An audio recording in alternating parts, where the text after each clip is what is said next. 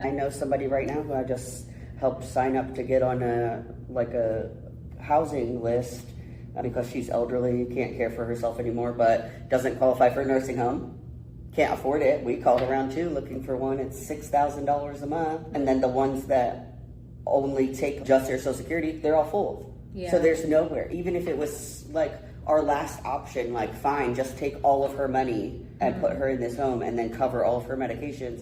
There's no, because they're closing down. there's no spots. So we didn't expand Medicaid. Yes. So people that had these homes, it's more lucrative to move their businesses to other states that expanded Medicaid. And so that expanding Medicaid would save rural hospitals. It would mainly benefit people like that, the elderly. It would benefit just people who are falling through the cracks. That's the problem. They make too much to get assistance, but they don't make enough to just pay out of pocket for all their medical expenses.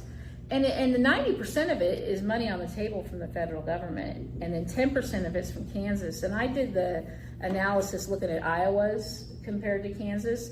And the thing is that because they're saving so much money, because what happens when people don't have insurance, they go to the hospital, and then the hospital has to cover them. Those expenses are getting put on to the rest of us.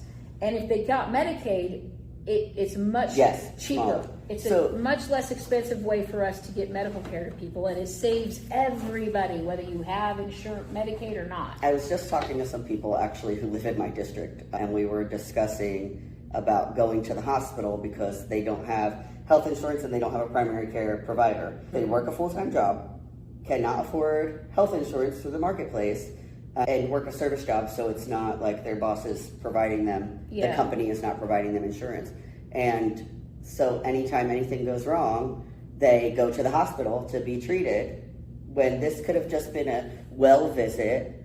But if you have to pay $100 at urgent care, that's still too much. So if we just have, oh, hi, let me call my doctor because I'm congested and whatever, and not let it turn to pneumonia and then be out of work for 6 weeks and in the hospital, this whole bill could have been not a taxpayer burden for us, allowing them to go to a $20 doctor's appointment. I don't want to be paying for everybody else's health insurance, but you're paying it anyway because these uninsured people still have to have care, and this is how they have to do it. They have to go into our emergency systems, which overloads them. And then it's not ready for real emergencies because somebody's been walking around with pneumonia for 4 weeks, bartending and waitressing. That's another thing too.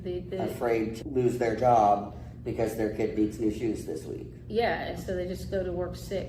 Go to work sick and then make it to the hospital at night. Spread their germs all around. I've gone to work sick plenty of times when I waited tables or decade. I hardly ever call in. I hate calling in. Even when I'm sick, I feel like they think I'm lying. I know. Every time I feel bad. Me too. But that's how they trained us.